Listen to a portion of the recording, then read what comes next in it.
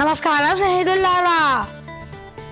ఈరోజు మనము ఒక అద్భుతమైన శిల్పకళా క్షేత్రాన్ని సందర్శిస్తున్నాము. కర్ణాటక రాష్ట్రము తుమ్కూరు జిల్లాలోని తండగ అనే చిన్న గ్రామంలో వెలిసిన శ్రీ చెన్నకేశవ స్వామి ఆలయం ఇది. 11వ శతాబ్దానికి చెందిన ఈ ఆలయము హొయసల రాజుల కాలం నాటి అద్వితీయమైన నిర్మాణ శైలికి అద్దం పడుతుంది. ప్రసిద్ధ బేలూరు, హలేబీడు ఆలయాలంత ప్రచారం పొందకపోయినా ఇక్కడి శిల్ప సౌందర్యం మాత్రము అద్భుతం అని చెప్పక తప్పదు.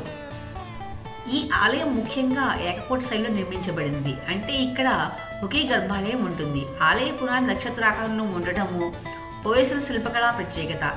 ఆలయ బయట గోడలపై దశావతారాలు, రామాయణ మహాభారత ఘట్టాలు ఎంతో నేర్పుతూ చెక్కబడ్డాయి. ఒక్కో శిల్పం వెనుక ఒక కథ, ఒక భావం అని కనిపిస్తుంది. మెత్తటి సోప్ స్టోన్ పై చెక్కిన ఈ కళాఖండాలు కాలం గడిచిన నేటికి చెక్కు చెదరకుండా ఉండడం విశేషము.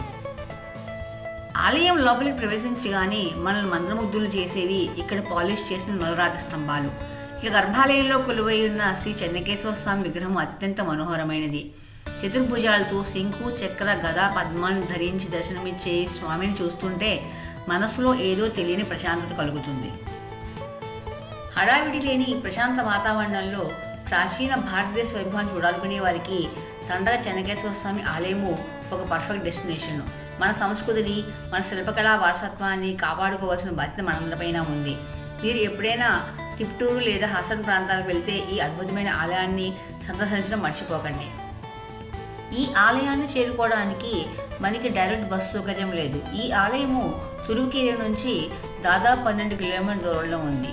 తురువేకేరే నుంచి నొనవెనకెరే వెళ్లే బస్సులన్నీ కూడా తండగ మెయిన్ రోడ్డు మీద ఆగుతాయి. అక్కడి నుంచి లోపలికి 3 కిలోమీటర్లు నడిచి వెళ్లాల్సి ఉంటుంది.